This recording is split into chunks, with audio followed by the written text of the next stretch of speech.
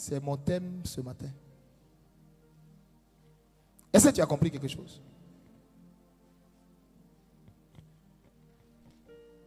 Ils ont enlevé mon Seigneur et je ne sais où ils l'ont mis.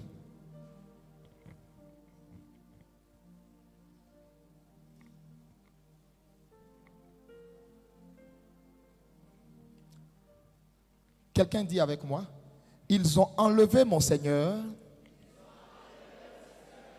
Encore. On peut bien décaler cette chair pour l'excentrer complètement.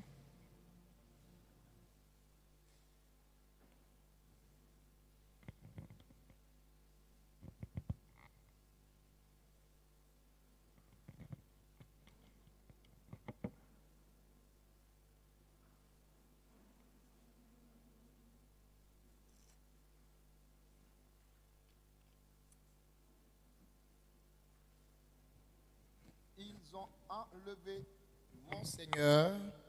Encore, nous le disons. Parle un peu plus fort, s'il te plaît. Merci. Et je ne sais où ils l'ont mis. Jean chapitre 1. Autant pour moi. Jean chapitre 20. Verset 1. Jusqu'au verset 23.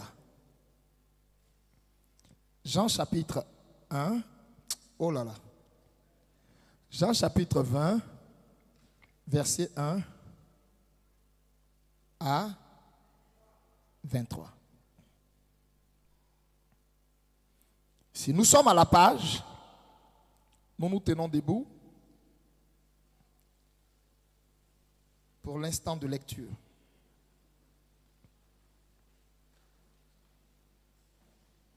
Je voudrais dire merci à ma fille Léla, Madame Pambou, depuis le Gabon, Léla Ida Mikasa Pambou, pour cette très belle chair. Elle est belle, non? Elle est belle? Qui trouve qu'elle est belle? Est-ce qu'on peut acclamer le Seigneur? Vraiment, merci à ma fille Léla pour cette magnifique chair. Là où elle se trouve, chaque fois que je me tiendrai sur cette chair, que le Seigneur se souvienne d'elle et de sa descendance à jamais. Au nom de Jésus. Je lis la parole du Seigneur en Jean chapitre 1. Oh là là. Je lis la parole du Seigneur en Jean chapitre 20 à partir du verset 1 à 23.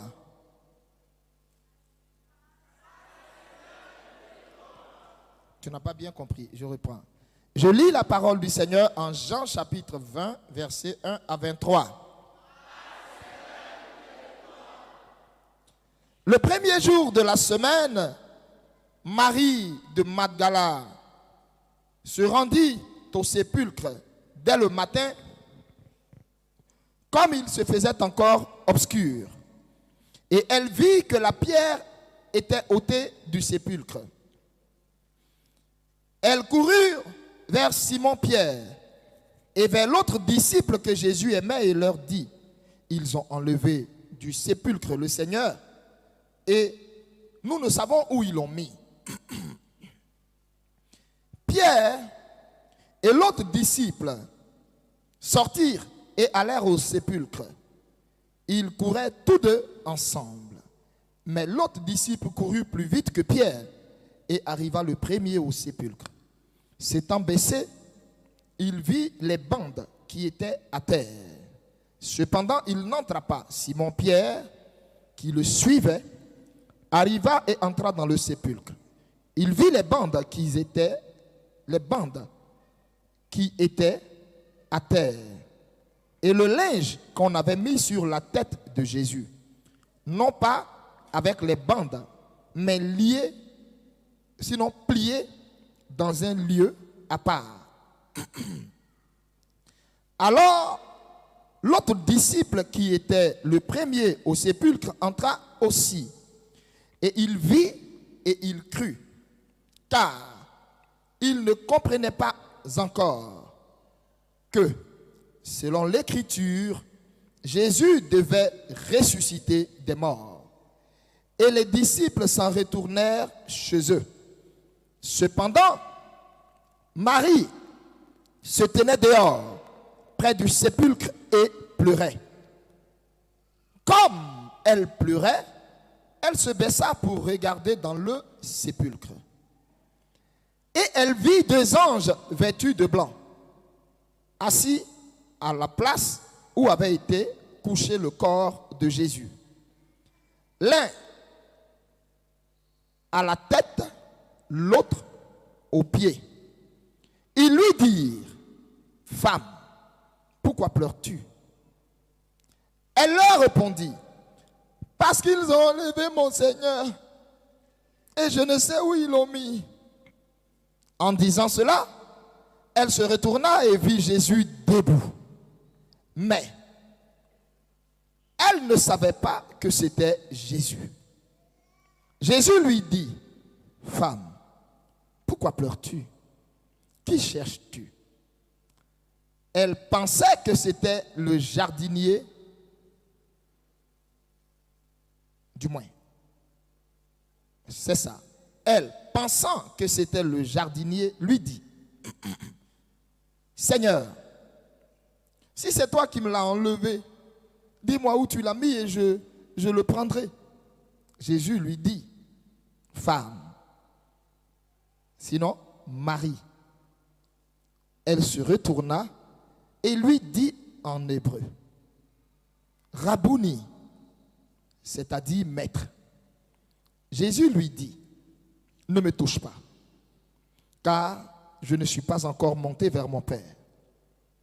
Mais va trouver mes frères et dis-leur que je monte vers mon Père et votre Père, vers mon Dieu et votre Dieu. » Marie de Magdala alla annoncer aux disciples qu'elle avait vu le Seigneur et qu'il lui avait dit ces choses. Le soir de ce jour, qui était le premier de la semaine, les portes du lieu où se trouvaient les disciples étant fermées à cause de la crainte qu'ils avaient des Juifs, Jésus vint se présenter au milieu d'eux et leur dit, « La paix soit avec vous. » Et quand il lui dit cela, il leur montra ses mains et son côté. Les disciples furent dans la joie en voyant le Seigneur. Jésus leur dit de nouveau, « La paix soit avec vous.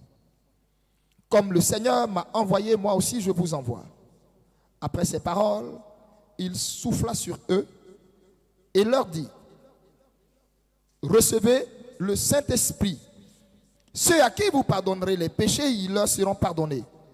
Et ceux à qui vous les retiendrez, ils leur seront retenus. » Amen. Parole du Seigneur. Rassoyez-vous. Logiquement, mon message, sinon ma lecture s'arrête là. Alléluia. Ma lecture s'arrête là. Mais comme ce matin, je veux vous donner beaucoup de révélations dans la parole de Dieu, je vais alors essayer de pousser un peu ma lecture, c'est-à-dire descendre encore un peu du verset 24 jusqu'au verset 29. Je vais pousser un peu. Bien-aimés, je vais vraiment être à l'aise pour prêcher. Il y a une chose que je n'ai pas compris tout à l'heure.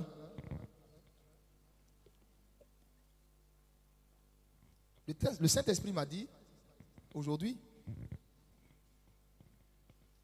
j'ai ressenti fortement dans mon cœur. En fait, donc j'attends que le Seigneur me reconfirme. Mais j'ai ressenti fortement dans mon cœur de prier pour les malades en premier.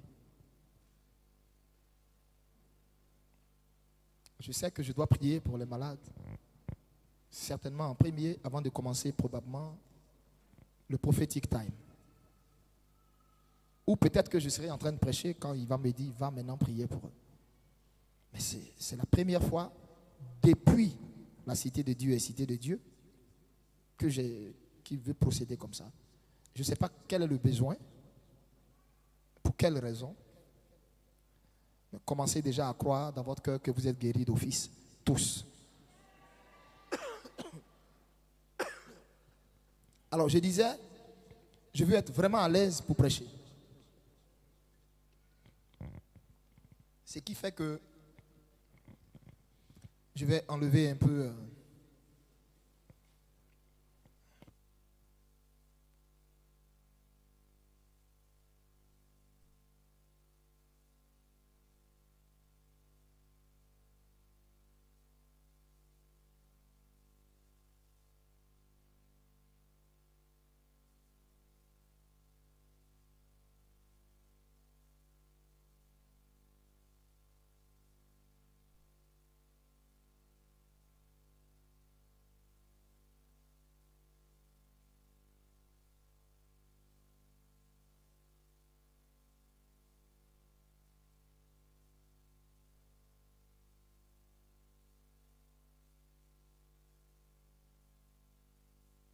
Je ne comprends pas son affaire. Hein? Est-ce que ça, là, on a déjà vu ça en Côte d'Ivoire? Un pasteur qui s'en va prêcher, il vient, il est sapé, il est en soulier. Et puis après, lui seul, il sent que, mon cher, prenez-moi comme ça. Hein? Qui va me prendre comme ça? Qui va me prendre comme ça? Hein? S'il vous plaît, pardonnez, prenez-moi comme ça. Au fait, je ne cherche pas à être différent. Je ne sais pas, mais bon. Les souliers, vraiment. Hein? Amen. Sois béni.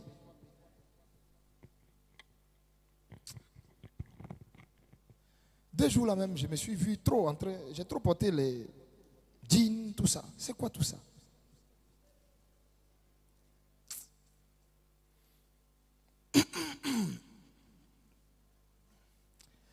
On va lire. Il y a mon épouse. Eh Seigneur. Quelqu'un avant, si le jean ne me plaque pas, je ne porte pas.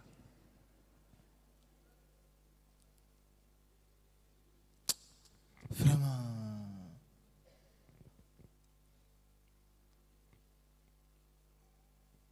Et quand je porte le body là, si ça ne me plaque pas, je ne porte pas.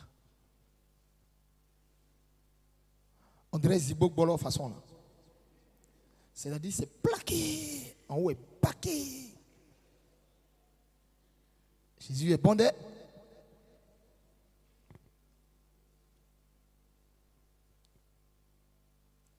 Comme ça ne fait pas élégamment habillé. Qui est d'accord que ça fait élégamment habillé? Vous voyez? Moi, si on m'avait prophétisé que j'allais m'habiller comme ça, quoi? Tu blagues? Il a porté ça. J'ai comme un aladji, quoi. Et je vais ouvrir une parenthèse pour dire à ceux qui sont appelés, ne cherchez pas forcément à ce que votre appel ressemble à celui des autres. C'est Dieu qui appelle.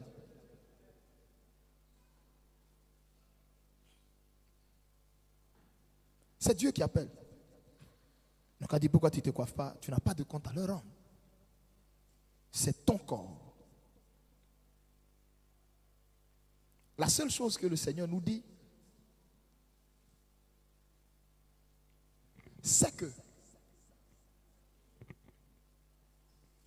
si tout ce que nous faisons, en réalité, c'est pour lui donner la gloire, alors il n'y a pas de problème.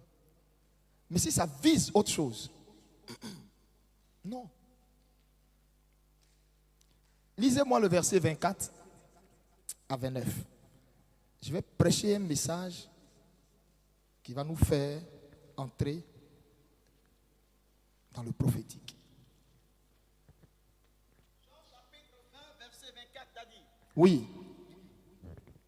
Thomas appelé Didyme, l'un des 12. Thomas appelé Didyme. L'un des 12 n'était pas avec eux lorsque Jésus vint. Oui. Les autres disciples lui disent donc, nous avons vu le Seigneur. Oui. Mais il leur dit, Hein? si je ne vois ses mains, la marque des clous, si je ne vois dans ses mains la marque des clous, et si je ne mets mon doigt dans la marque des clous, et si je ne mets ma main dans son côté, je ne croirai point. Oui. Verset 26. 8 jours après, les disciples de Jésus-Christ étaient de nouveau dans la maison, et Thomas se trouvait avec eux. Jésus vint, les portes étaient fermées, se présenta au milieu d'eux et dit, la paix soit avec vous. Verset 27. Puis il dit à Thomas, avance ici ton doigt et regarde mes mains. Avance aussi ta main et mets-la dans mon côté. Et ne sois pas incrédule, mais crois. Verset 28. Thomas lui répondit, mon Seigneur et mon Dieu. Jésus lui dit, verset 29 a dit, parce que tu m'as vu, tu as cru. Heureux ceux qui n'ont pas vu et qui ont cru. Parole du Seigneur. Amen. Mais je voudrais. Thank you, Lord. Qui aime la parole de Dieu? Qui aime vraiment la parole de Dieu? D'accord. Est-ce que vous avez fait attention à tout ce qu'on a lu là? Pasteur Simplice. Reviens au verset 12. Et tu t'arrêtes au verset 18. Jean chapitre 20, verset 12. Et elle vit 2 anges vêtus de blanc assis à la place où avait été couché le corps de Jésus. L'un à la tête et l'autre aux pieds. Il lui dit, femme, pourquoi pleures-tu? Elle leur répondit, parce qu'ils ont enlevé mon Seigneur et je ne sais où ils l'ont mis. Verset 14. En disant cela, elle se retourna et elle vit Jésus debout, mais elle ne savait pas que c'était Jésus. Verset 15. Jésus lui dit, femme, pourquoi pleures-tu? Qui cherches-tu? Elle pensant que c'était le jardinier, lui dit, Seigneur, si c'est toi qui l'as emporté, dis-le-moi. Où tu l'as mis et je le prendrai. Verset 16. Jésus lui dit, Marie. Elle se retourna et lui dit en hébreu, Rabouni, c'est-à-dire maître. Jésus lui dit, ne me touche pas, car je ne suis pas encore monté vers mon Père. Mais va trouver mes frères et dis-leur que je monte vers mon Père et votre Père, vers mon Dieu et votre Dieu. Verset 18. Marie de Magdala alla annoncer aux disciples qu'elle avait vu le Seigneur et qu'il lui avait dit ces choses. Parole du Seigneur. Jean 20, 24 à 29 encore. Jean 20, 24 à 29. Thomas appelé Didyme, l'un des 12, n'était pas avec eux lorsque Jésus vint. Les autres disciples lui disent donc, nous avons vu le Seigneur. Mais il leur dit, si je ne vois dans ses mains la marque des clous, et si je ne mets mon doigt dans la marque des clous, et si je ne mets ma main dans son côté, je ne croirai point. Verset 26. 8 jours après, les disciples de Jésus étaient de nouveau dans la maison. Et Thomas se trouvait avec eux. Jésus vint, les portes étaient fermées. Se présenta au milieu d'eux et dit, la paix soit avec vous. Verset 27. Puis il dit à Thomas, avance ici ton doigt et regarde mes mains. Avance aussi ta main et mets-la dans mon côté. Et ne sois pas incrédule, mais crois. Verset 28. Thomas lui répondit, mon Seigneur et mon Dieu. Jésus lui dit, parce que tu m'as vu, tu as cru. Heureux ceux qui n'ont pas vu et qui ont cru. Parole du Seigneur. Amen. Sois béni, assois-toi. Vous avez vu, j'ai fait relire plusieurs fois. Ils ont enlevé mon Seigneur et je ne sais où ils l'ont mis. Dans mon message, je vais répondre à plusieurs choses. Mon message va répondre à plusieurs aspects. De façon claire aujourd'hui, tu sauras si tu es chrétien. De deux, si la femme a le droit d'être appelée au ministère. De trois, bref, il y a plusieurs points auxquels tu vas avoir réponse ce matin. Donc, suis-moi très bien.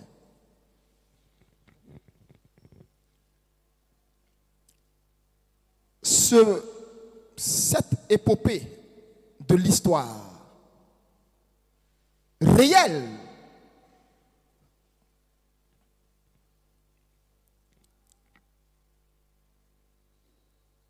je ne dirais pas de notre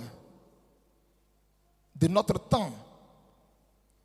Je vais aller beaucoup plus loin et dire des millénaires, sinon des 2 millénaires dans lesquels nous sommes. Cette histoire, ce vécu, ce compte rendu douloureux, amer pour l'histoire de notre foi, mais qui a eu une fin heureuse, une fin joyeuse. Parce que, certes, le maître étant mort, mais revenu à la vie par la puissance de son Père qui l'a envoyé. C'est une histoire, un pan de notre ère, de notre histoire qui fait mal. Parce que personne ne veut voir un être qu'il aime mourir. Personne ne veut voir un être cher. Même si tu sais que son temps est arrivé. Ou même si tu sais qu'il s'en va dans la gloire. Mais personne ne veut voir un être qui lui est cher mourir. Et donc, même quand tu es certain que la personne va dans un lieu où il n'y a plus de pleurs, il n'y a plus de larmes, il n'y a plus d'angoisse, la mort reste quelque chose d'amer, de désagréable. Alléluia. Douloureuse est cette séparation que cause la mort. Ici, cette histoire nous est racontée par un disciple qu'on appelle celui que Jésus aimait. Bien-aimé, son nom n'est autre que Jean. Jean, qui a fait partie du trio des 3 qui ont été à chaque moment important de la vie de Jésus.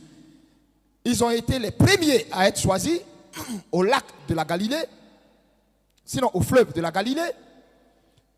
Jean était également sur la montagne de transfiguration et a vu Moïse et Élie. Jean était là lorsque le maître a pleuré jusqu'à ce que, sinon, a prié jusqu'à ce que sa sueur devienne des grumeaux de sang.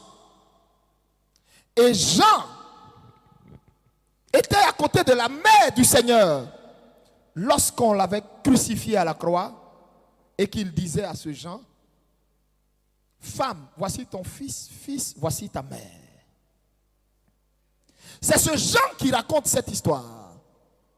Ce dernier fait vécu de la vie de Jésus. Sa mort. Ici, il n'est plus question de crucifixion. Jésus est mort. Et il a été enterré. Mais il me paraît juste d'expliquer pourquoi Jésus est mort. Jésus est mort parce que simplement les hommes, les pharisiens, les sadduciens et les sages religieux de son époque trouvaient scandaleux ses propos affirmant qu'il est l'agneau de Dieu qui a été donné pour ôter le péché du monde. Pour eux, c'était insultant de savoir qu'un jeune homme dont ils connaissent la mère et le père, qui serait charpentier, se proclame le Messie venu de Dieu. Évidemment, bien-aimés, ça a été scandaleux pour eux. Ils n'ont pas digéré la nouvelle. Et mieux, Jésus s'est présenté à eux comme étant Dieu en employant un nom. Un nom avec lequel Dieu s'est identifié au commencement de toutes choses. Frères, bien avant que ce nom ne soit révélé, le nom qu'on connaissait de Dieu, c'était Elohim. Elohim. Or, Elohim, cela veut dire Dieu. Mais nous sommes dans un univers où plusieurs forces s'affrontent, se confrontent et s'opposent. Et chaque force prétend être la divinité supérieure. Et donc, évidemment, il y a plusieurs Elohim. C'est-à-dire, il y a plusieurs dieux. Donc, le Seigneur laisse le temps s'écouler et arrive une époque où Dieu suscite le deuxième sauveur de l'humanité. Écoutez-moi très bien. Le monde a connu 3 sauveurs bien précis. Le premier fut Noé. Le deuxième fut Moïse. Et le troisième, le Messia Machia, Jésus-Christ de Nazareth. Et le deuxième, c'est à partir de lui que Dieu va faire connaître son nom qui allait dépasser le cadre de Elohim. Dieu allait révéler ce nom pour se différencier de tous les autres Elohim potentiels pouvant exister. Alléluia. Va tout de suite là, chez Baye. Baye va te dire, il a son Dieu. Va chez Zeredi, il va te dire, il a son Elohim. Va chez je ne sais qui, il y a plusieurs Elohim. Donc Elohim, Elohim, Elohim. Mais Elohim, c'est plusieurs dieux qui peuvent porter ce fameux nom. Tu identifies lequel des Elohim. Donc, c'est sous Moïse que Dieu va faire maintenant connaître son nom. Il se révèle à Moïse et il lui dit, je suis celui qui suis. Moïse dit, c'est-à-dire, il dit, va leur dire, je suis, t'envoie les libérer. C'est là mon nom. Vous voyez, quand il s'adresse à Abraham, il ne lui dit pas, c'est là mon nom. À Moïse, Dieu lui dit, je suis celui qui suis, c'est là mon nom. En un mot, je suis celui qui a été avant tous les autres Elohim qui peuvent exister. Selon vous, moi, je reste une marque déposée dans le temps, dans les millénaires, dans les époques, dans les siècles. Je suis le temps, je définis le temps, je plie le temps, je mets fin au temps, je marque le temps, j'arrête le temps. Le temps, c'est moi. Donc, il se présente à Moïse par ce nom qui définit mieux ce que je viens de dire. Je suis. Quelqu'un me suit? Si quelqu'un me suit, fais ça. Si quelqu'un me suit, fais ça. Maranatha. Rassois-toi. Je prie Dieu que tu ne perdes pas ton ciel. Vous voyez souvent ce petit truc-là comme un jeu, mais en réalité, c'est une parole prophétique, hébraïque. Maranatha qui veut dire En un mot, est-ce que tu es sur le qui-vive? Est-ce que tu es prêt? Donc quand on dit ça, puis tu es assis bonnement là, toi-même, prophétiquement, tu es en train de dire c'est ce qui n'a qu'à se passer quand là, ça va avoir lieu. Amen. Jusqu'ici, ça va, vous me suivez? Vous me suivez? Si tu me suis, fais comme ça. Vous avez vu que j'ai laissé mon texte et je suis en train de partir pour mieux vous faire comprendre, puisque j'ai dit, l'histoire, on sait, puisque quand on lit directement le passage que j'ai donné, ce passage parle de la mort, de l'ensevelissement et de la résurrection du Seigneur. On est d'accord? Mais quelqu'un ne va pas tomber comme ça dans une histoire où on parle de mort, ensevelissement et résurrection sans parler de pourquoi il est mort. C'est ça que je suis en train d'expliquer brièvement. Ok. Donc, bien-aimé, il dit à Moïse, tu iras leur dire je suis. C'est là que le nom de Dieu va se révéler.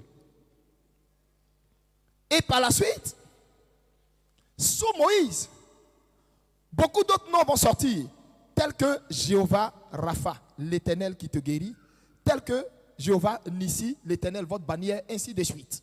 Plein d'autres noms vont se révéler jusqu'à aboutir au nom ultime, au nom au-dessus de tout nom, au nom auquel l'humanité n'avait jamais pensé. Parce que tout le monde attendait un certain Emmanuel. Personne n'attendait un autre nom en dehors de Emmanuel. Parce que le grand prophète contemporain de son temps, 700 ans, avait annoncé que la Vierge serait enceinte et qu'elle nous donnerait un fils qui s'appellerait Emmanuel. À notre grande surprise, l'ange arrive et il nous annonce un nom, mais combien plus beau, plus rare, un nom qui dépasse l'entendement parce que le nom définit le projet. Dieu sauve.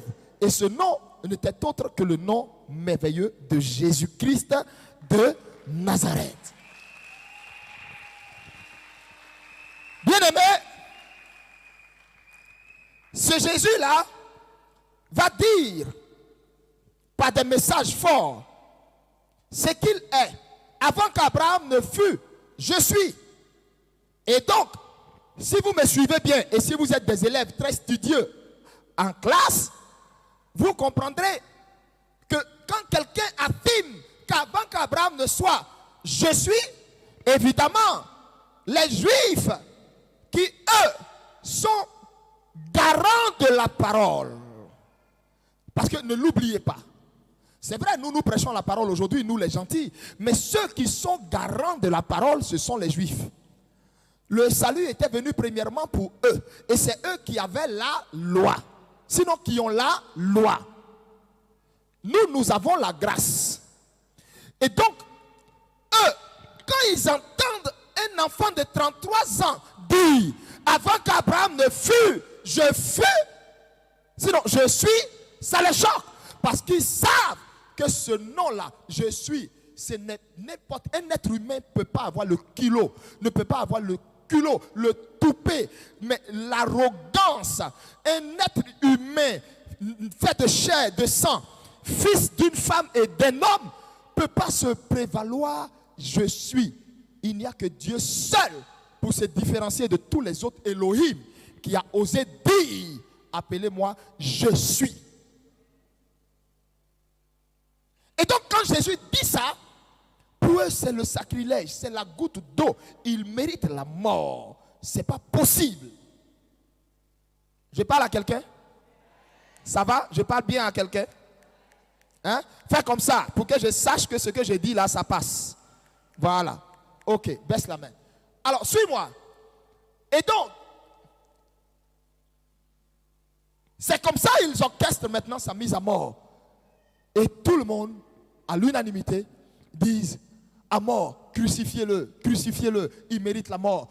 Parce qu'il a osé prétendre qu'il s'appelle Je suis. Leur problème, ce n'était pas le fait qu'il porte le nom de Jésus. Hein. Dieu sauve. Hein. Non, eux, ils n'en avaient que faire de ça. Hein. Mais le petit nom, il a dit là. Le petit nom, il a dit là. Les a guéris. Comprenez ce que ça voulait dire. Alléluia. Alléluia. Maranatha. D'accord, rassois-toi.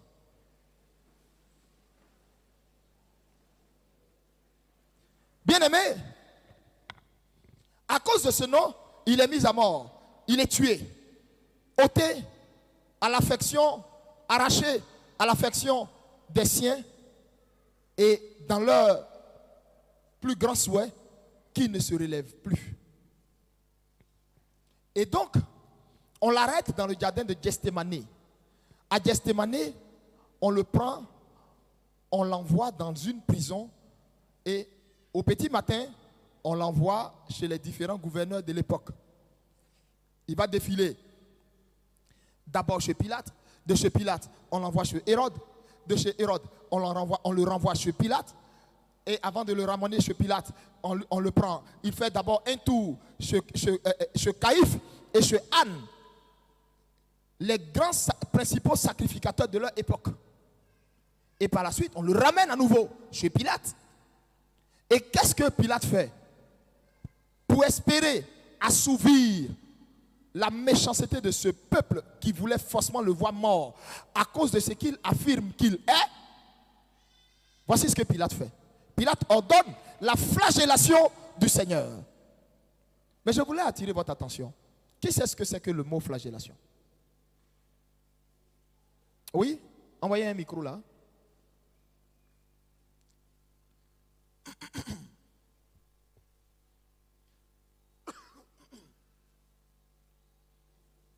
Oui, on y va vite.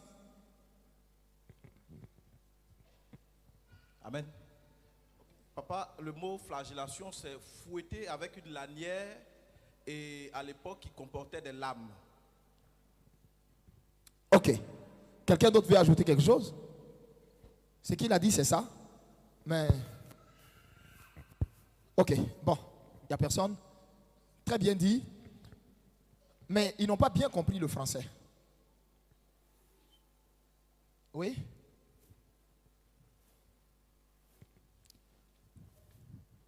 Suivez-moi, hein. Suivez-moi. Flagellation, Dadi, c'est un dérivé du mot flageller, qui veut dire soumis au supplice du fouet. Ça c'est, oui, ça c'est trop beau pour toi là.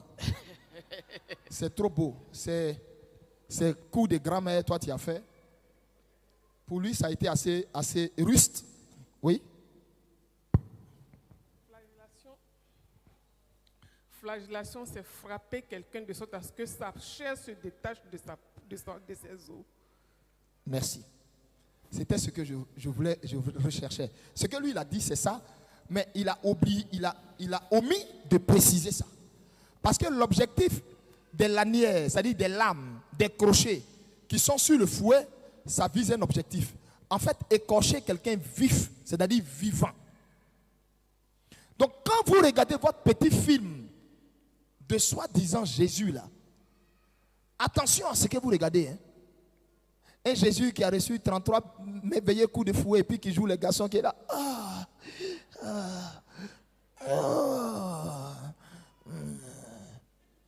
Mon frère, il faut bien relire ta Bible. Relis bien ta Bible. Le gars là, entends-moi très bien, il a été flagellé, c'est-à-dire, il a été frappé de sorte à ce que, mais c'est une chirurgie, waouh, sans que les gens n'aient pris de bistouri ou de je ne sais pas quoi, mais on te l'a laminé de sorte à ce que sa chair se détache, comment on dit là, sa chair de dessus, voilà, sa chair de dessus là, parce que si vous ne savez pas, il y a il dit sa chair de dessus, qu'est-ce que je raconte? Sa peau se détache de sa chair. Vous voyez de quoi je parle? Où un homme est là et puis on l'écorche vif là. Vous voyez les trucs de science là. Vous voyez de quoi je parle là? Où on monte les croquis à l'époque. Où on monte un homme et puis on enlève sa peau et puis tu vois sa chair là. Vous voyez de quoi je parle? Le gars, on te l'a tabassé dans l'objectif, au fait, de l'écorcher vif. Ça va, c'est bon là? Et les Romains étaient passés maîtres en leur temps. Ils étaient maîtres en leur époque en matière de flagellation. Ils étaient réputés pour ça. Tu comprends ce que je suis en train de te dire? Donc le gars là, avant qu'on le mette à mort là, ils ont d'abord massacré le gars. Et quand je te parle de massacrer, massacrer au point où il était méconnaissable. C'est la raison pour laquelle le fameux film La Passion du Christ a fait scandale dans le milieu religieux. C'est la raison pour laquelle ils ont tout fait pour interdire la sortie de ce film. Parce que ce film s'était rapproché, mais le plus près de la véritable version des faits. Puisque vous vous rappelez, vous et moi, avant, quand on regardait à l'époque de la Pâque ou de la Noël, les films de Jésus, on voit un Jésus qui n'a même pas presque souffert. Hein, il a reçu deux petites fessées là. Et puis il est à la croix, il est là, il cause avec Marie. Ah, femme. Ah. Mon ami. Et c'est pourquoi la version de Mel Gibson, La Passion du Christ, a fait scandale. Parce que ça s'est rapproché des faits. Acclame le Seigneur si tu comprends ce que je suis en train de dire.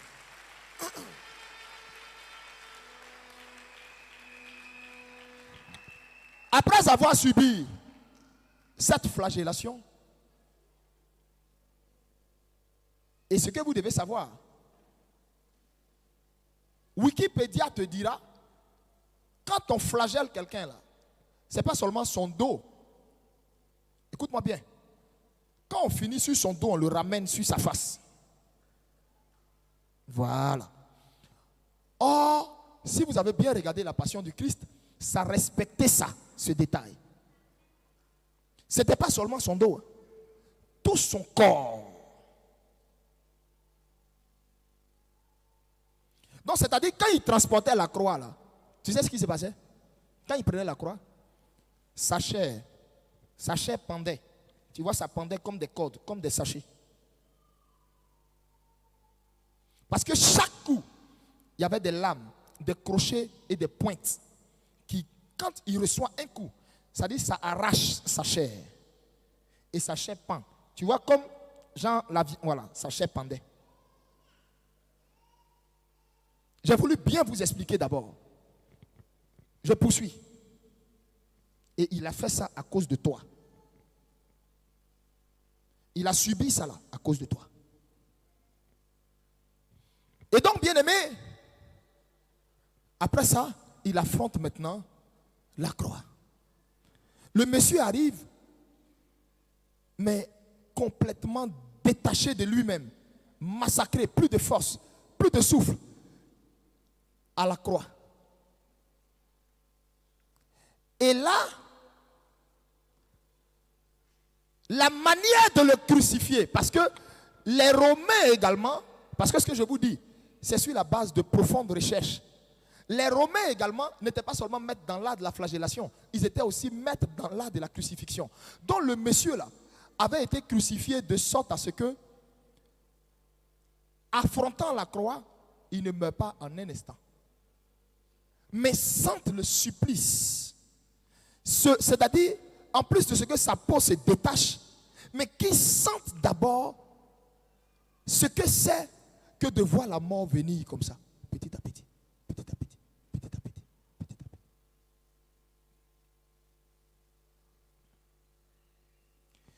petit. Une étude a démontré, dis-moi amen 2 fois. Une étude a, écoutez-moi, une étude a démontré, vous voyez, fais comme ça. Ta main là, fais comme ça, fais comme ça. Tu as fait? D'accord. Tu vois, je ne sais pas si on est constitué pareil, hein, mais normalement il y a 2 veines quelque part ici, c'est ça? C'est des artères ou des veines? Hein? Artères. Donc on a 2 trucs ici qu'on voit là. Tu vois? Hein? Ok. Normalement, suivez-moi, hein, les gens qui racontent, et quand vous voulez parler de la crucifixion, dis-moi pousser, pousser. Non, dis-moi pousse, je vais pousser. Quand vous voulez parler de la crucifixion de mon Seigneur, là, quand vous voulez parler de la... En tout cas, je ne sais pas de quel Jésus vous parlez. Mais quand vous parlez du Jésus qui a sauvé Élie Pada, là, remettez les choses dans leurs faits. C'est-à-dire, quand vous relatez les faits, là, mettez les faits là, dans leur contexte. On se parle? On se parle? Si le gars avait été cloué ici, fais ça, là. Ici. Voilà. La mort serait mais 20 fois plus rapide.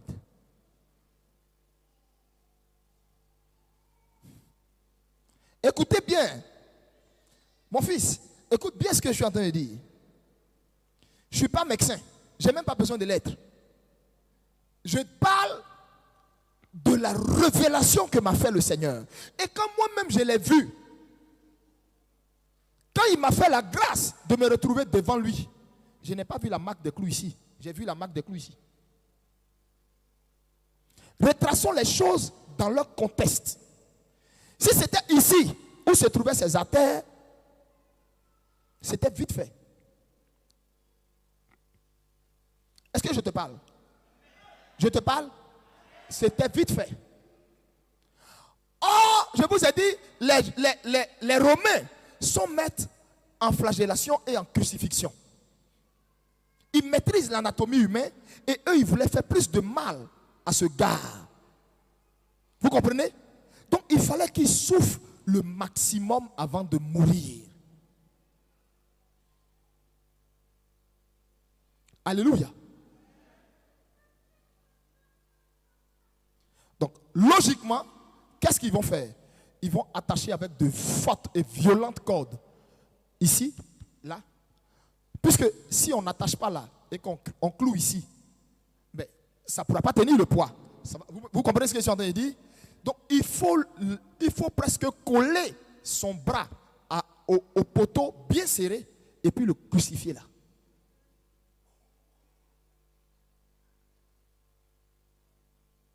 Pour amener sa maman Marie à sentir la mort de son enfant. C'est-à-dire pour qu'elle partage son agonie avec lui. Pour que ses disciples partagent son agonie avec lui. C'était une mort lente qu'on voulait lui infliger.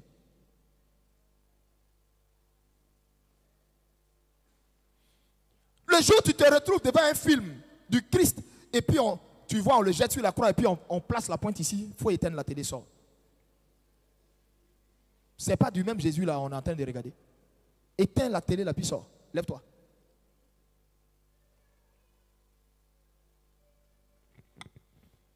Alléluia. Et c'est comme ça, Jésus va souffrir à la croix et il meurt. Quand il est mort, on prend son corps, on le dépose dans la tombe. Et là, dans la tombe, Jésus il reste un jour, 2 jours, et le 3e jour, le jour qui a donné naissance à notre message, à notre évangile, va arriver. Parce que nous sommes les fils du 3e jour. Ça veut dire quoi? Nous sommes les fils de la résurrection.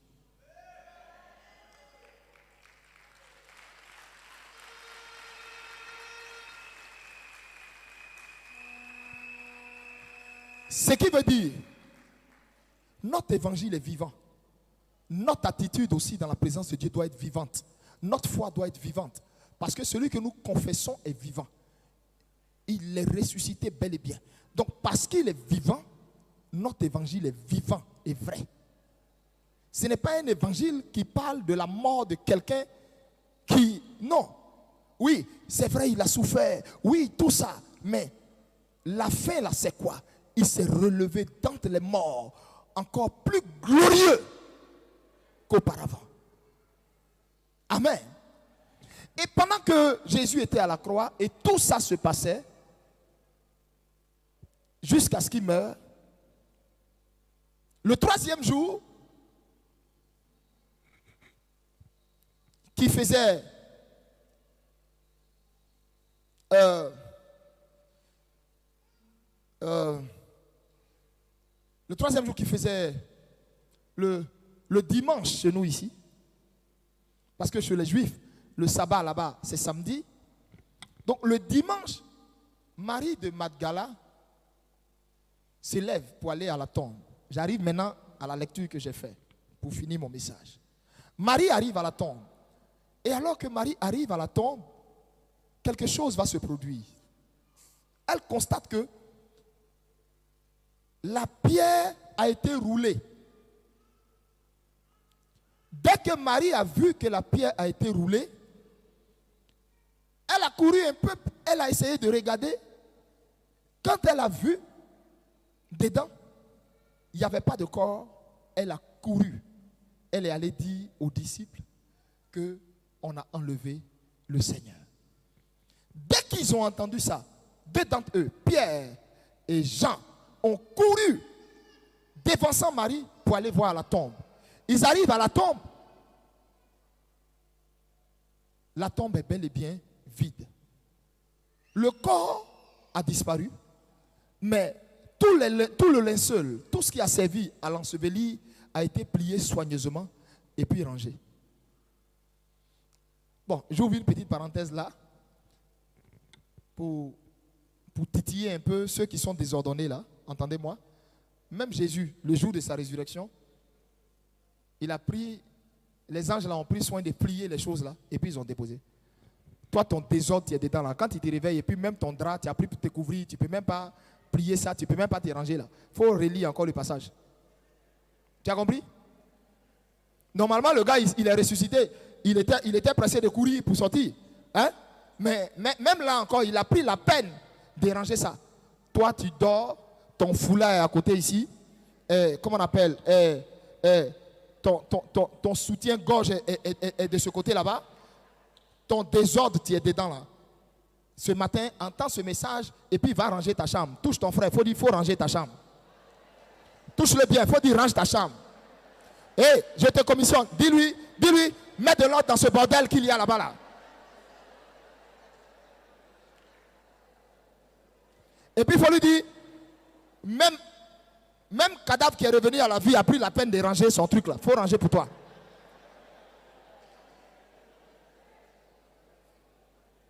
Est-ce que quelqu'un comprend ce qu'il est en train de dire même? Hein? Non, tu n'as pas bien compris. Histoire de nous relaxer un peu, il faut aller vers 5 personnes. Il faut lui dire, toi, je sais que tu es désordonné. Quand tu as quitté ici là, il faut aller mélanger ta maison, va mélanger la chambre. Il faut arrêter de faire 2 jours avant de balayer. Arrête de faire 3 jours avant d'essuyer. Va mélanger la chambre là. Lève-toi, va vers ton frère. Lève-toi, va vers lui. Il faut lui parler. Lève-toi, va vers quelqu'un. Il faut lui dire, il faut mélanger ta chambre là. Les papiers mouchoirs, tu jettes à gauche, à droite là. Toi-même, ta propre chaussure, tu ne peux pas ranger là.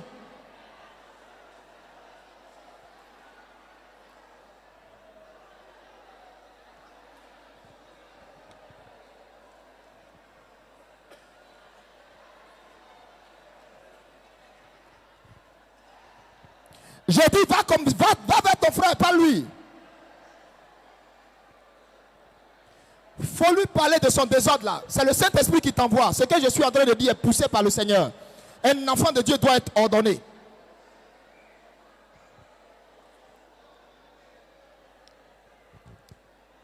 Quand les autres sont ordonnés, on dit ils sont maniaques. Donc on t'a dit qu'on sait un Dieu sale quoi. Le gars, même cadavre est revenu à la vie, il a rangé son truc là. Va mélanger ta chambre quand tu quittes d'ici.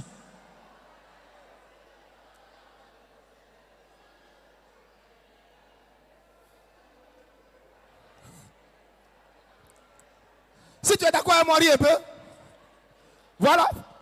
Amen.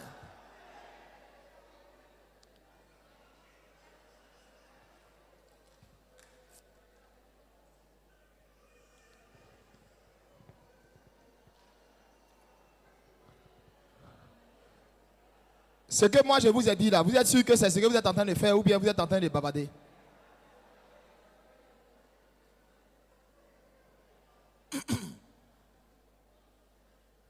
À qui la parole de Dieu fait du bien? Ok. Parce que les gens n'aiment pas certaines vérités. Ah, machin. Non. Non, on sait un Dieu qui est rangé, on sait un Dieu qui est propre.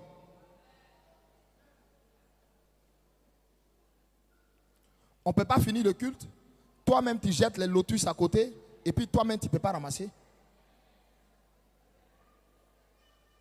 Non, non, non. Alléluia. Je peux continuer?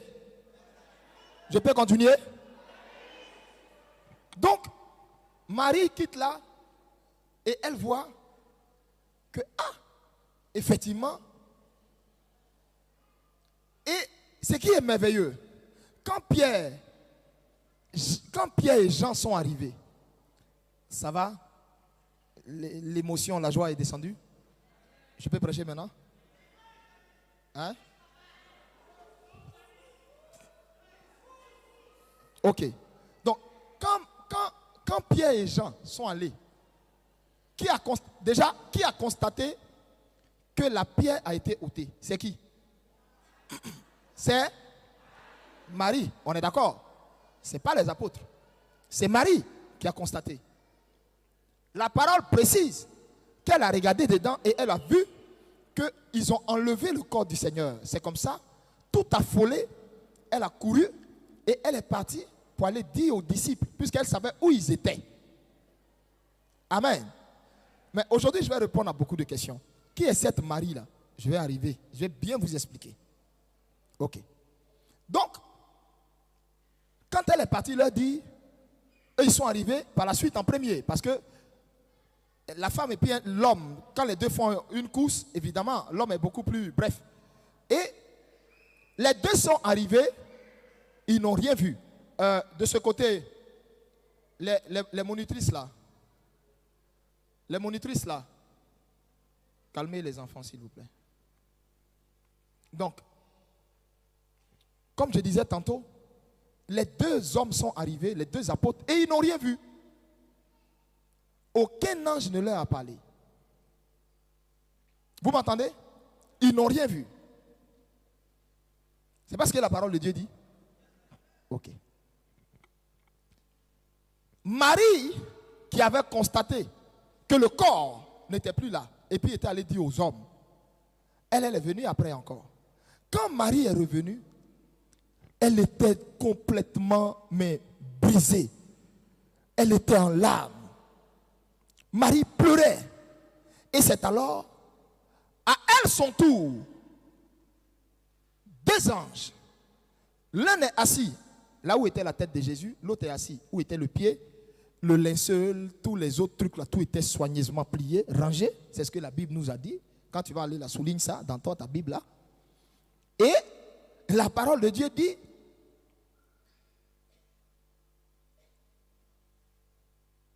quand elle les a vus, ils lui ont demandé, mais femme, que venez-vous chercher ici? Elle a pensé à peut-être des gardiens. Et au moment où elle était en train de dire, ils ont enlevé mon Seigneur, je ne sais pas où ils l'ont mis. Le Seigneur lui-même lui dit, femme, que cherches-tu? Elle dit, mon Seigneur, si c'est vous qui l'avez pris, dites-moi où vous l'avez mis. Parce qu'on a pris mon Seigneur, je ne sais pas où ils l'ont mis. C'est ça mon thème. Je vais venir là, tout à l'heure. Mais je poursuis rapidement l'historique. Et donc, le Seigneur maintenant lui dit, Marie. Et c'est là qu'elle va reconnaître la voix. La façon il l'appelait. Au départ, quand il avait dit femme, elle avait confondu à un jardinier. Quand il a dit Marie, elle dit Rabouni. Frère, dans sa joie, elle voulait se jeter sur lui. Il lui dit, ne me touche pas. Je ne suis pas encore monté vers mon Père. Va dire à mes frères ce que tu viens de voir ici. Et dis-leur, je monte vers mon Père et leur Père, mon Dieu et votre Dieu. Marie s'en va annoncer ce message aux disciples. Certainement, ils l'ont écouté. C'est le même soir que lui, alors qu'ils étaient tous réunis, il leur apparaît. Que la paix soit avec vous, qui veut dire shalom. Et quand il a fini de leur dire tout ça, les civilités, il leur présente ses mains. Il y a un certain Thomas à qui Jésus dit, Thomas, comme toi tu ne crois pas, viens toucher mes mains et mets ta main dans mon côté. Chose qu'il a défendu à Marie de faire. Quelqu'un me suit là? Quelqu'un me suit? Est-ce que quelqu'un est sûr qui me suit là? Ça commence à venir? D'accord. Chose qu'il a défendu à Marie de faire. Par contre, il a accordé à Marie d'être la première à le voir. Ses deux autres amis favoris, Pierre et Jean, étaient dans le même tombeau. Il ne s'est pas montré à eux. Et ils ont juste constaté les linceuls pliés déposés. Mais à Marie, il prend la peine de se montrer à elle. Elle est la première à avoir vu le ressuscité dans toute l'humanité. Je te parle? Mais il lui dit à elle de ne pas le toucher. Et à Pierre, autant, à Thomas, appelé Didyme, l'incrédule, de le toucher. Amen. Et Jésus dit, c'est parce que toi tu m'as vu, tu as cru. Heureux ceux qui croient sans avoir vu. C'est pourquoi nous, vous et moi qui sommes assis ici, c'est pourquoi notre récompense au ciel, si nous avons servi fidèlement, avec toute la vénération qui va avec le sérieux qui va avec l'humilité qui va avec, si nous avons servi le Seigneur, notre récompense sera plus grande que ceux des, comment on appelle, des Thomas et autres. Tu sais pourquoi? Il a fallu qu'eux y voient pour croire.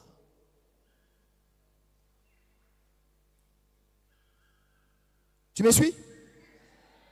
Celui qui n'a pas vu et qui croit a plus de mérite que celui qui a vu et puis qui a cru. Amen. Ok. Je viens maintenant sur pourquoi le Seigneur défend à Marie de le toucher. Et là, ça va nous amener à entrer dans le fond de mon message. Et résolument nous amener vers le développement et la conclusion de mon message. Suivez-moi. Bien-aimés, le fait même déjà, d'abord, qui est Marie? Beaucoup de polémiques sont levées sur Marie. Donc, pour vous qui prenez des notes, bien sûr, qui est Marie? Alors, déjà, cette Marie-là, c'est Marie de Magdala, mais elle avait aussi un autre nom, elle s'appelait Marie-Madeleine. Sachez ça. Donc, parfois, quand vous voyez Marie-Madeleine, c'est la même Marie de Magdala. C'est la même là. Maintenant, son vrai nom, c'est Marie-Madeleine. Maintenant, pourquoi on l'appelle Marie de Magdala? Parce qu'en fait, c'est la localité de laquelle elle vient. Amen. C'est la localité de laquelle elle vient. Beaucoup de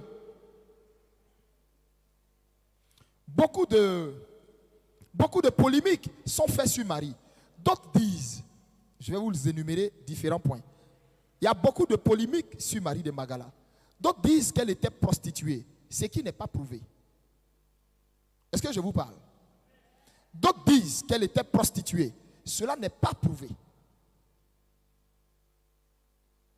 Amen. Cela n'est pas prouvé. Cette Marie de Magdala. Ce qu'on sait, on sait que les Écritures disent cette Marie de Magdala était une femme peu recommandable, une femme de mauvaise vie. On se suit? Ok. Est-ce que je parle à quelqu'un? Je parle à quelqu'un?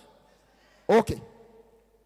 Mais la Bible n'emploie pas le mot prostituée. Femme peu recommandable, femme de mauvaise vie. Femme ayant un mauvais passé. C'est ce que la Bible dit. Vous me suivez? Ok. Des gens disent, certains historiens, certains chercheurs disent, Marie de Magdala était prostituée. Pour eux, mauvaise vie là, elle faisait le commerce de charme. Amen. Et que c'est dans le commerce de charme que Jésus a eu compassion d'elle, a eu pitié d'elle, l'a sauvée. Et dans le commerce de charme, elle avait beaucoup d'argent. et c'est son argent qu'elle prenait pour soutenir l'œuvre de Dieu. Ce qui n'est pas forcément vérifié. Pour une femme qui faisait du commerce de charme, waouh!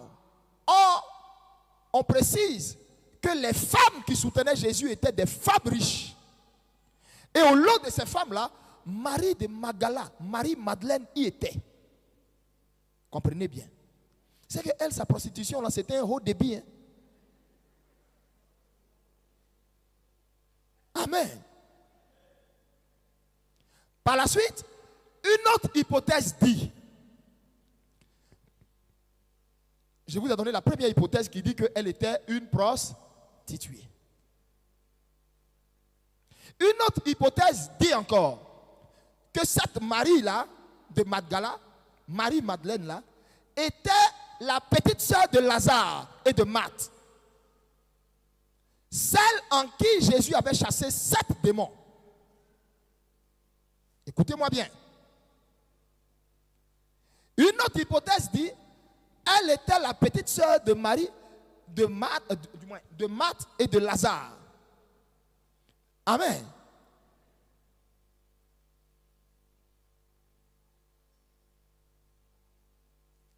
Par la suite, cette hypothèse-là dit, c'est parce qu'elle était la sœur de Marie, de Marthe et de Lazare, puisque, pour en arriver à l'épisode du fameux parfum, ce parfum de grand prix, ils disent, parce que ce jour-là, Jésus était dans la maison d'un pharisien. Ce pharisien s'appelait Simon. C'était un ancien lépreux que Jésus avait purifié, qui avait guéri. Écoutez-moi très bien. Jésus avait guéri ce pharisien. Et ce pharisien était le parent, le cousin direct de Lazare, de Marthe et de Marie. Et ce jour-là, pour remercier Jésus, il avait organisé un festin. Donc Jésus était venu manger avec ses disciples et Lazare aussi était là. Et donc, certaines hypothèses disent, pour qu'une femme puisse avoir accès dans le salon de ce pharisien, jusqu'à venir verser de l'huile sur la tête du Seigneur, ses larmes sur ses pieds, et puis déverser un parfum d'une odeur rare, il fallait que la femme soit préalablement dans la maison. C'est ce que certaines hypothèses disent. Et que, évidemment, selon eux, c'était Marie, la sœur de Lazare. Rien ne prouve. Parce que les Écritures ne nous disent pas que Marie, la sœur de Lazare, s'appelait Magdala. Puisque eux, ils étaient de Béthanie. Or, cette Marie de Magdala, son nom c'est Marie-Madeleine. Et Magdala, c'est en fonction de la localité où elle venait. Vous comprenez? On ne sait pas grand-chose de cette Marie, il n'y a pas assez de détails. Mais tout ce qu'on sait d'elle, on sait que Jésus a chassé 7 démons en elle. On sait qu'elle avait une vie peu recommandable. C'était une femme de mauvaise vie. Et qu'elle faisait partie des femmes qui soutenaient le ministère de Jésus. Ça veut dire que ce n'était pas une débrouillade. Elle avait les moyens. Et elle avait mis ses moyens à la disposition du ministère de Jésus. C'est parce qu'elle avait les moyens qu'en son temps, elle pouvait se parfumer avec du nard. Demandez aux puristes du parfum, ils vous diront, c'est quoi le nard?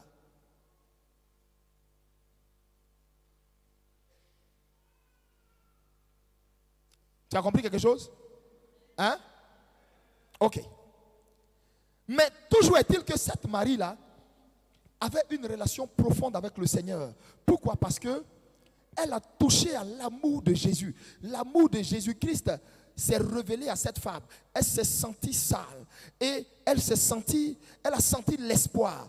Elle a compris qu'une femme de telle moralité, elle comme ça, il y a quelqu'un qui peut lui donner sa place dans la société. Vous comprenez? Et en reconnaissance, elle avait donné à Jésus et sa loyauté, sa fidélité et même son argent.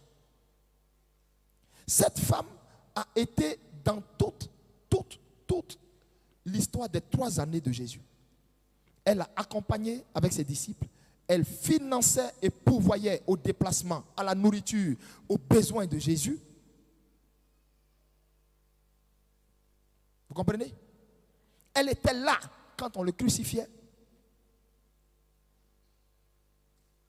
Et c'est à elle que le Seigneur a donné le message en disant: va dire à mes frères que je suis ressuscité. Amen. Bien-aimé, il ne permet pas que cette femme la touche, sinon le touche.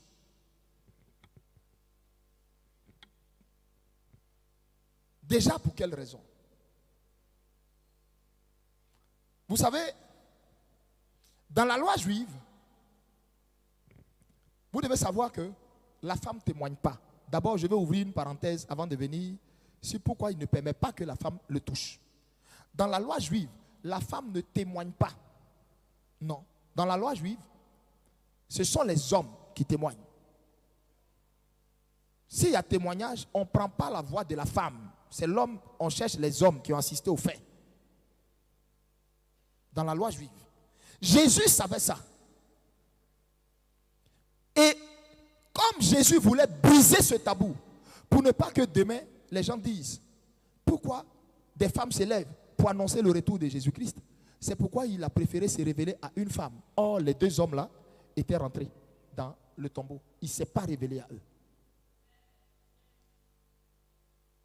Comme dans leur loi à eux, la femme ne témoigne pas, il a préféré se révéler à la femme pour porter le message de sa résurrection, pour que elle, qui est censée ne pas témoigner là, elle qui connaît le danger de se lever et puis courir, entrer dans une chambre fermée dans laquelle sont des hommes et venir rendre témoignage, elle est consciente qu'à temps normal, ça c'est lapidation. Dans la loi juive, on la tue. Déjà, les faits même qu'elle annonce sont graves. Tu parles de résurrection? On est d'accord? Ça fait 1. 2. Qui t'a donné ordre de venir proclamer ça? Vu que la femme n'est pas censée être témoin.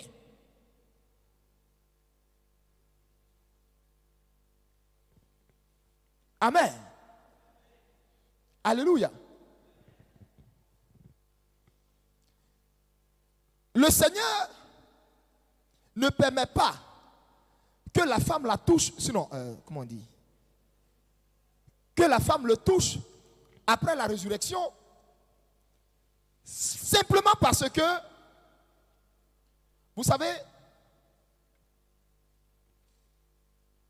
Jésus avait versé son sang. Dis avec moi, Jésus avait versé son sang.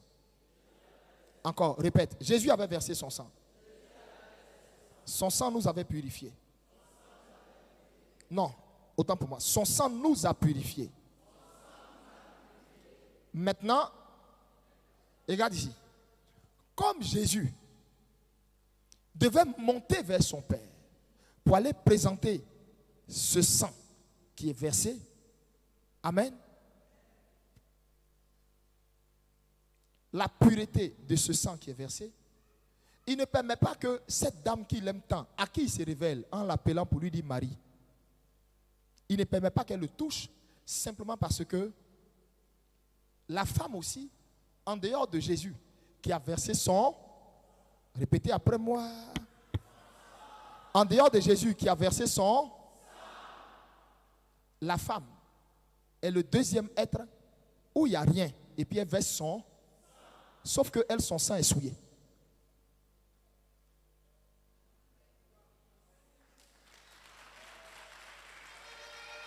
Ah, ils n'ont rien compris, hein?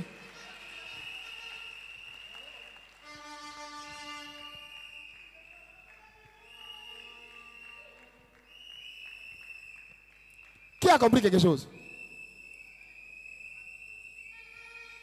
Qui a compris quelque chose? Ok. Je vous explique. Jésus est mort. Il est revenu à la vie. pour nous donner une pleine vie. On est d'accord? Hein? La femme à qui le Seigneur dans le jardin de Gethsémani, ce que je vous dis maintenant est très fort. Écoutez très bien le réma parce que je vais le pousser et je vais l'élargir. Jésus est revenu à la vie pour nous donner une pleine vie. Jean 10, 10. Je suis... Quoi? Aïe. Le voleur ne vient pour... Et pour... Moi je suis... Donner là et la vie en a. Ok. Donc, ça, ce passage de l'écriture va s'accomplir le lendemain de la résurrection. Il est venu pour nous donner la vie en abondance. Et cette vie en abondance, il fallait que lui-même soit d'abord ressuscité. Il fallait que lui-même ait vaincu la mort pour nous donner cette vie en abondance. Vous comprenez? Mais il se trouve que la femme qui a été la première à dépasser le découragement, à dépasser les pleurs, à dépasser la peur, et à partir très tôt le matin, il faisait encore nuit, pour aller juste embaumer encore le corps de son maître. Quand cette femme est arrivée là, qui est cette femme? La femme est le premier être à qui Dieu a donné mandat de donner la vie. Or, Jésus est censé donner la vie en abondance. La femme est celle, quand Dieu partageait les rôles sur la terre, elle est censée donner la vie. Elle est censée porter la vie et la donner. C'est pourquoi nous venons au monde par la femme, parce qu'elle est celle qui a reçu le mandat de donner la vie. L'homme a reçu le mandat de donner sa semence. La femme recueille la semence. Elle en fait une vie et puis elle donne la vie. Vous comprenez? Et cette femme qui est censée donner la vie, le diable va venir compromettre son mandat pour qu'à partir du jardin d'Éden, au lieu qu'elle donne la vie à l'humanité, elle a transféré la mort à l'humanité. Elle a transféré le péché à l'humanité. Elle a transféré la désobéissance à l'humanité. Donc, il se trouve que ce jour-là, dans le tombeau, il y a la vie en abondance qui était arrêtée là, et il y a la vie humaine qui était là.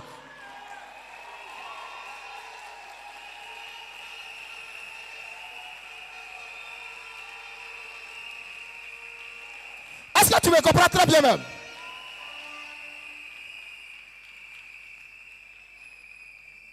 Ce jour-là, dans le tombeau, quelque chose s'est passé. Celle qui donnait la vie humaine et celui qui donnait la vie en abondance, la vie par excellence. Les deux étaient là. Et cette fois-ci, il n'y avait plus d'Adam. Pour que Adam dise, c'est la femme que tu as mis à côté de moi qui m'a poussé à manger le fruit de l'arbre que tu m'as défendu. Là, la femme était arrêtée là. Et l'Éternel là la mandatait à nouveau pour que ce soit elle qui aille réparer la mort qu'elle a envoyée dans le monde en étant la première à annoncer la bonne nouvelle, en étant la première à apporter la vie, en étant la première à restaurer la vie, en étant la première à réparer la vie qu'elle avait gâchée.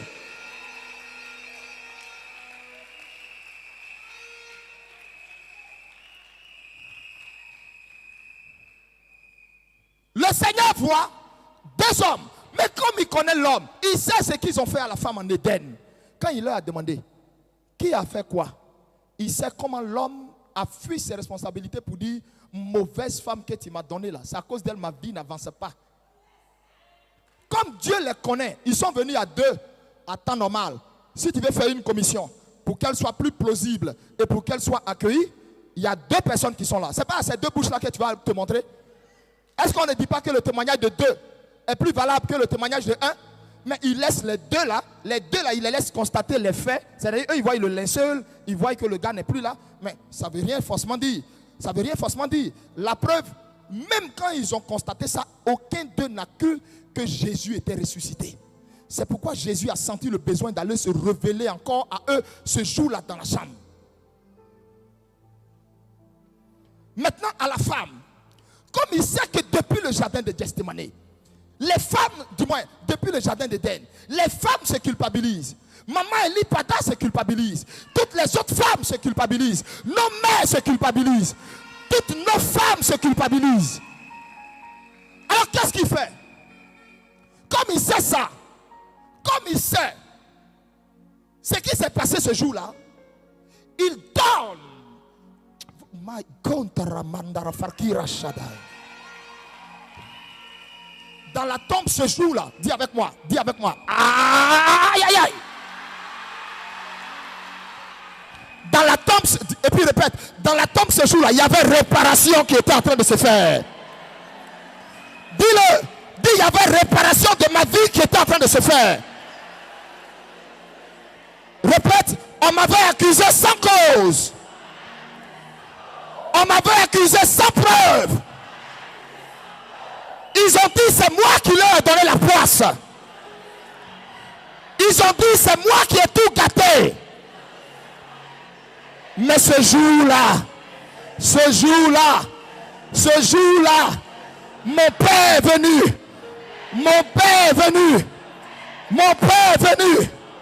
Et il voulait réparer quelque chose. Il voulait rétablir quelque chose. Il voulait restaurer quelque chose. La vie qu'il m'avait donnée.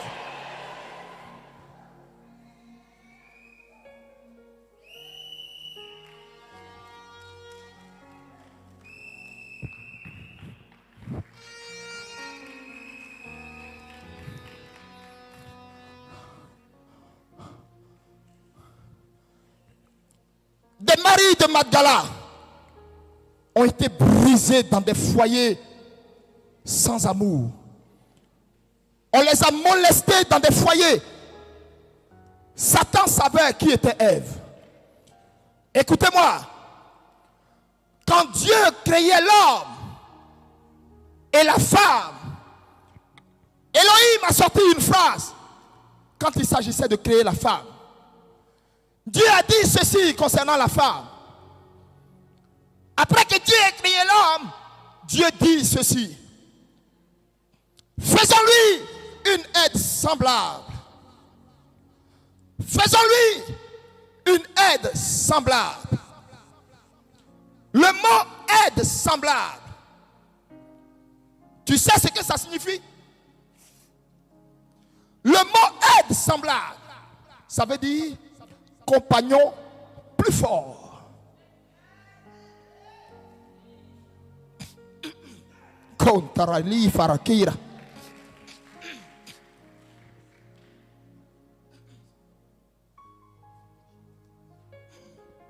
Mama.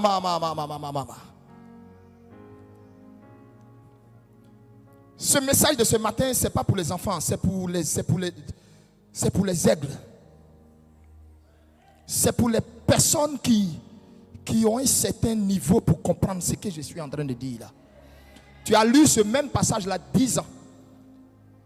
Tu as fait théologie, je ne sais pas combien d'années. Ce que je suis en train de te dire là, tu sais que c'est une révélation que je t'apporte.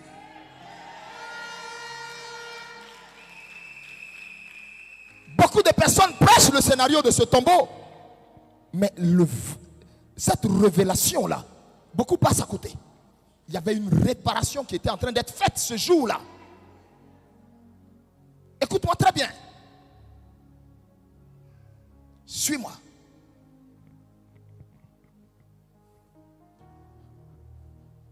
Moi, Elipada, Dieu trouve nécessaire de me donner une aide. Et si cette aide que Dieu envoie, c'est maman Kwadjo,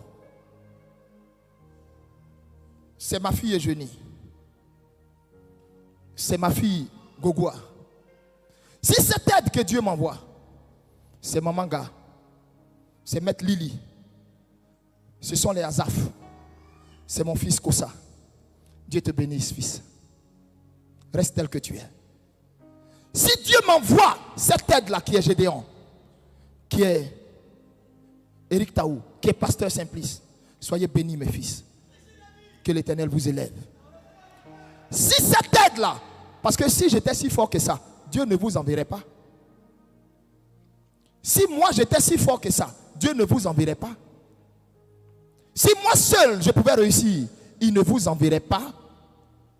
On envoie une aide à quelqu'un où on sait. Et quand on parle d'aide, ça veut dire, quand on parle de valeur ajoutée, ça veut dire ce qui vient pour s'ajouter là est censé avoir un plus. Sinon, pourquoi on l'ajoute?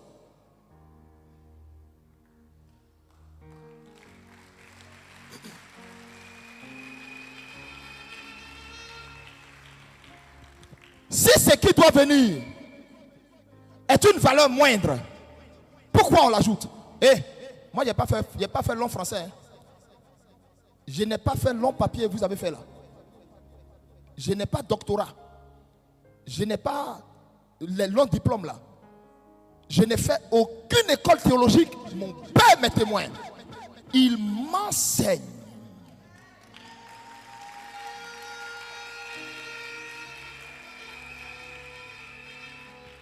Mon père m'est témoin. Il m'enseigne. Comme Jean l'a dit, l'onction vous enseignera toutes choses.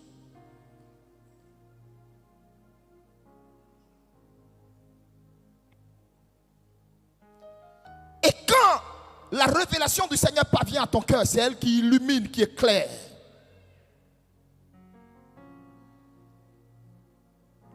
Mon frère, lui qui te parle là, c'est quelqu'un qui n'a même pas un niveau 3e. Il a un niveau 4e. 4e, je n'ai pas fini. Si tu veux, les gens qui vont te faire les longues conjugaisons là, c'est que Sénepsi ici là, tu t'es trompé de lui. Hein? Je n'ai pas de doctorat. Mais je sais qu'il y a un Dieu qui peut prendre la faiblesse intellectuelle de quelqu'un. Et lui, il vient. Lui qui est la lumière et la connaissance. Il illumine l'incapacité de quelqu'un. Et lui fait comprendre, lui donne un autre sens des Écritures. C'est pourquoi ce sont des hommes sans instruction, des pêcheurs de poissons qui ont marqué le monde.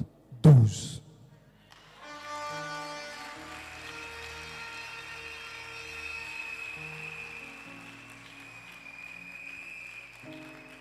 Bien-aimés, on entend à gauche, à droite, la femme ne doit pas prêcher. Pourquoi sa femme prêche? Pourquoi ceci, cela? Si c'est à cause de ça, vous êtes en train de raconter votre vie, mais racontez votre vie. Si c'est à cause de ça, vous êtes en train de dire ce que vous êtes en train de dire. Dites que le Saint-Esprit me dise pourquoi aux deux qui sont venus là, il ne leur a pas donné le message de sa résurrection. Et c'est à cette femme à qui il dit, va dire à mes frères. Vous n'avez pas idée comment Ève. Vous n'avez pas idée comment Ève s'est toujours culpabilisée d'avoir donné le fruit à son mari. Vous n'avez pas idée comment Ève, quand Ève voyait son Adam cultiver la terre, quand Ève se rendait compte que si la terre produisait des ronces et des épines, si la terre était devenue difficile à s'aimer, difficile à donner à manger, tu n'as pas idée comment quand une femme est amoureuse de son homme et elle voit que cet homme fait tout pour payer la maison, fait tout pour scolariser les enfants, fait tout pour s'occuper d'elle, fait tout pour donner aussi à sa belle famille, c'est-à-dire à la famille de la femme, fait tout pour être au petit soin de cette femme. Et elle voit que lui-même, il cherche à cause de ça, il rentre à 2h, 3h du matin, parce qu'il est dans cherchement. Tu n'as pas idée comment ça fait mal. Elle aurait aussi voulu qu'il ne force rien. Qu'il soit là, il fait un boulot tranquille, son argent vient chaque fin du mois, gros, sans problème. Elle est à l'aise, tout le monde est à l'aise, chacun a son compte. Non, mais quand une femme se rend compte de comment son mari cravache dur, son chéri cravache dur, pour lui donner le minimum, Tu ne sais pas ce qui est dans son cœur. Très souvent, ça l'énerve au point où elle-même, elle veut aller travailler. Très souvent, elle veut même aller faire commerce. Très souvent, pourquoi? Parce que la femme a toujours eu cette culpabilité dans son esprit. Et cela, c'est à cause du jardin d'Éden.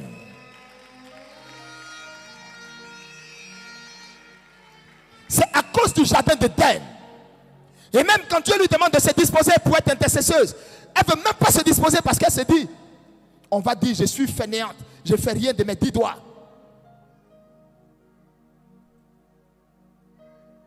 Et les gens ont molesté, muselé les femmes pour les maintenir dans un système. Et le message, celles qui ont été les premières à avoir le message de la résurrection, au jour d'aujourd'hui, elles ne peuvent plus l'annoncer. Pourquoi? Parce que accablées par toutes sortes de pressions de la vie, elles veulent se rendre utiles à la maison. Elles veulent se rendre utiles, elles veulent tout faire pour plaire à leur homme. Mais il n'y a pas plus ingrat que l'homme. S'il a été capable d'être ingrat envers son Dieu, c'est envers toi il va être reconnaissant.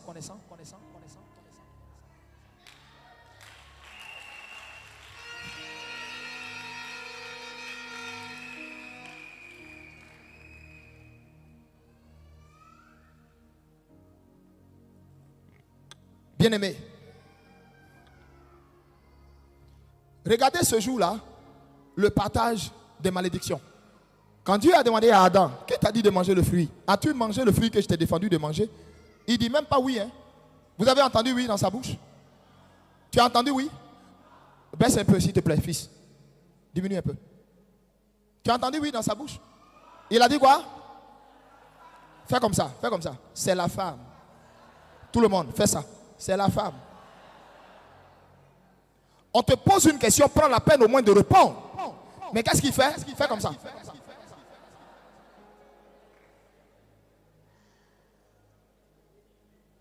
Mais on te pose une question, réponds d'abord. Il ne répond même pas. Il fait quoi? C'est la femme.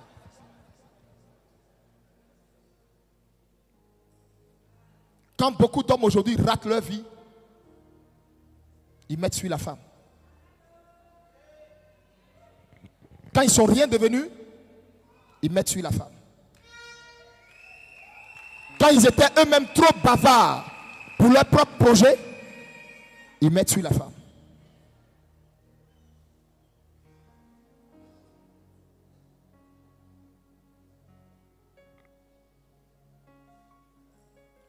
Donc comme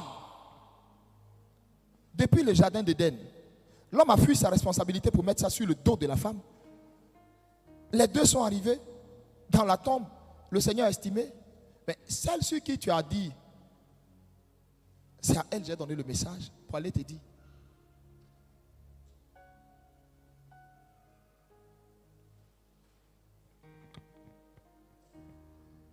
Alléluia.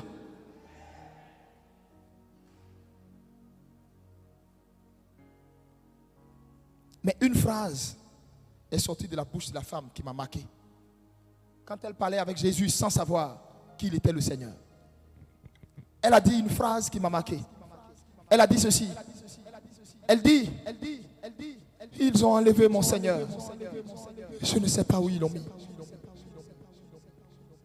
Ils ont pris mon maître. Je ne sais pas où ils l'ont mis.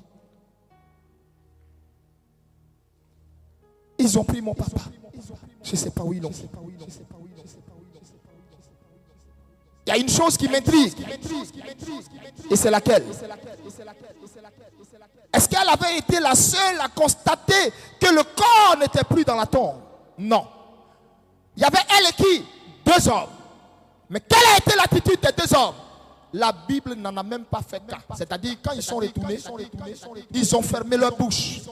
Aucun d'eux n'a parlé. Ils sont retournés en train de se poser des questions dans la peur. Il ne faut pas les Romains vont venir mettre la main sur nous. Il ne faut pas ils vont dire c'est nous qui avons pris le corps. Et ils sont retournés dans la peur. Et cette femme, elle rencontre deux hommes qui n'étaient pas des hommes mais en réalité des anges. Elle ne s'est même pas demandé si elle parlait à des Romains. Elle leur a dit, si c'est vous qui avez pris mon Seigneur, rendez-le-moi. Si c'est vous qui avez pris mon Jésus, donnez-le-moi. Si c'est vous qui avez pris mon époux, donnez-le-moi. Si c'est vous qui avez pris mon papa, donnez-le-moi. Mais où était Pierre? Où était Jean? Où étaient les autres? Où étaient les autres? Pourquoi quand ils sont sortis de là? Pourquoi Pierre, le nerveux, qui avait même pris une épée et qui était allé jusqu'à couper l'oreille de Malchus, pourquoi Pierre n'est pas sorti pour dire, ah, où est mon Seigneur? Où vous l'avez mis? Vous avez tué ce monsieur, il a assez souffert, maintenant où vous êtes allé à son corps? Pourquoi Pierre n'a-t-il pas dit ça? Ils ont tous mis les voiles, tous terrés dans la chambre haute, bouche fermée. Mais une femme qu'on appelle sexe faible, une femme qu'on a toujours méprisée, une femme qu'on a toujours ridiculisée, c'est elle qui a regardé les gars. Et elle leur a dit, où avez-vous mis mon Seigneur? Où l'avez-vous déposé? Où avez-vous mis mon Dieu? Où l'avez-vous mis? Donnez-le-moi! Donnez-le-moi! Donnez-le-moi!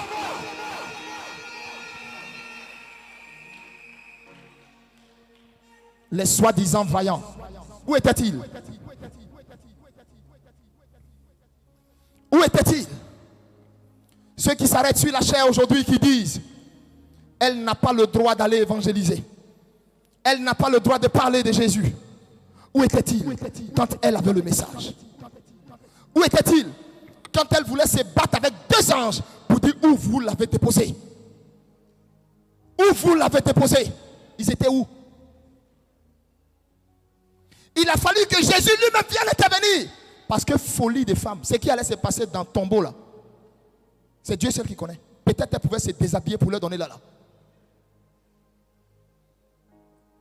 Il a fallu que le Seigneur vienne pour dire, Marie, Marie. C'est là elle se tourne. Elle dit, c'est toi? Il dit, oui, c'est moi.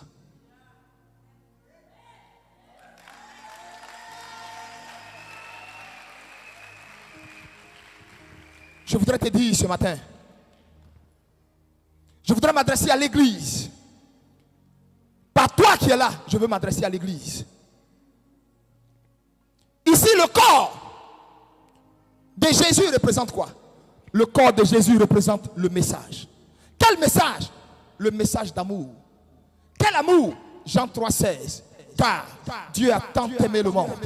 Dieu a tant aimé ce monde. Dieu a tant aimé nos familles. Dieu a tant aimé les hommes. Dieu a tant aimé la race humaine qu'il a donné son Fils unique afin que quiconque croit en lui ne périsse point, mais qu'il ait la vie éternelle. Le corps de Jésus dans la tombe était le message de l'amour, le message que quiconque croit que Jésus est le Fils de Dieu aura la vie éternelle. Le corps que vous voyez n'était pas un cadavre normal. Ce corps était un message.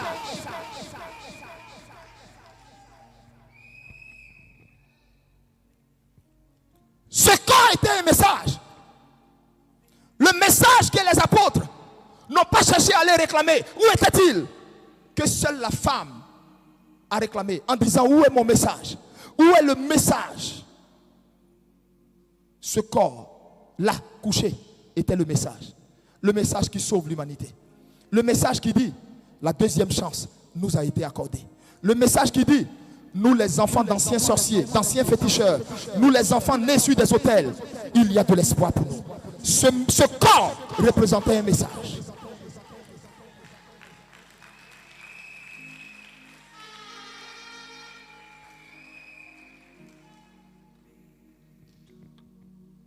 Écoute-moi, je suis dans la conclusion. Aujourd'hui, j'entends la voix du Seigneur dans mon esprit qui dit, où ont-ils mis mon corps? Élie pose la question à l'église dans les nations. Où ont-ils déposé mon corps? Où ont-ils mis mon corps? Où ont-ils déposé mon corps? L'église ne se rend même pas compte que le corps du Christ a disparu dans les cœurs. L'église ne se rend même pas compte que le corps de Jésus n'est plus là. L'église ne se rend même pas compte que le message n'est plus là. Les chrétiens ne se rendent même plus compte que le corps a disparu. On nous a imposé un autre corps, un corps falsifié. On nous a proposé un autre corps, un autre message. On nous a proposé un autre évangile. l'évangile de l'amour, l'évangile de Jésus qui a donné sa vie pour nos péchés, Jésus qui revient bientôt, Jésus qui est ressuscité, Jésus qui a vaincu la mort. Cet évangile, on ne nous le prêche plus, mais on nous prêche des évangiles de développement personnel. On nous prêche des évangiles de si tu fais ceci, Dieu va te bénir. Si tu fais cela, Dieu va te bénir. On nous prêche des messages du genre. Mon frère, écoute-moi, arrête de te promener à l'église, arrête de venir balayer l'église, va travailler, va t'asseoir à Cap Sud, maquille-toi très bien, tu vas trouver un homme qui va t'aimer. Ma soeur, écoute-moi, prends les sacs chers, assois-toi à Sokosé, tu vas trouver un homme qui va t'aimer, parce que la vie c'est les moyens. Si tu n'as pas construit de maison, tu as raté ta vie. Si tu n'as pas de voiture, tu as raté ta vie. Tu n'as pas d'avion, tu as raté ta vie. Tu n'es pas riche, tu as raté ta vie. Tu n'es pas béni, tu as raté ta vie. Tu ne voyages pas, tu as raté ta vie. Mon frère, voici le faux corps. Voici le faux corps. Voici le corps qui est dans la tombe. Aujourd'hui, voici le corps qui est dans la tombe. Ce faux corps, ce corps n'est pas le corps du Christ. Ce corps n'est pas le message. Ce corps n'est pas ce corps qui a été flagellé. Ce corps n'est pas ce corps qui a tout payé. Ce corps n'est pas ce corps qui est mort. Ce corps n'est pas ce corps qui nous a aimés.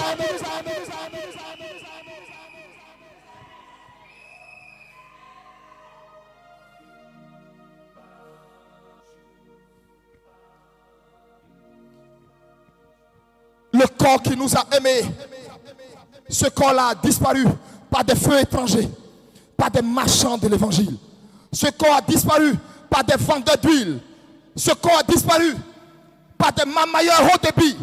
Ce corps a disparu par des pseudo-prophètes qui ne cherchent pas à gagner des âmes, mais cherchent à s'en prendre à ceux qui cherchent à remplir tranquillement leur mission. Ce corps, aujourd'hui, ce corps qui a tant payé, qui avant de mourir a été flagellé, ce corps qui avant de mourir a connu le supplice jusqu'à boire le calice du supplice, ce corps n'est plus dans la tombe. Et où est cette tombe? C'est notre cœur. C'est quoi cette tombe? C'est notre cœur. On nous a volé le corps. On nous a volé le message. On nous a volé le message de l'amour. On nous a volé le message de la piété. On nous a volé le message de la sainteté. Ils ont remplacé le message par un autre message. On nous a volé le corps. Personne ne se bat pour le corps. Personne ne se bat pour Jésus qui a disparu dans sa vie. Regarde ton cœur. Est-ce que ton amour est toujours pareil? Est-ce que ton zèle est pareil que le zèle du début? Regarde l'atmosphère de ce pays. On sent que quelque chose ne va pas. Pourquoi? Des magiciens ont volé le message, ont volé le corps et ils ont implanté en nous un autre corps, un autre message. Et toi, tu dors.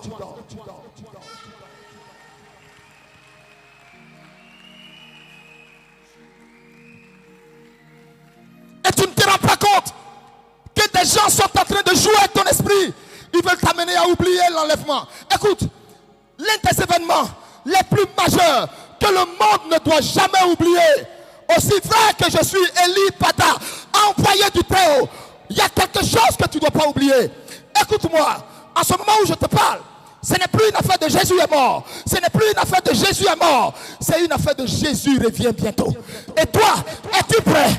Et toi, qu'est-ce que tu fais? On veut t'arracher ça. On veut laver ton cerveau. Voici ce qu'on veut t'amener à oublier.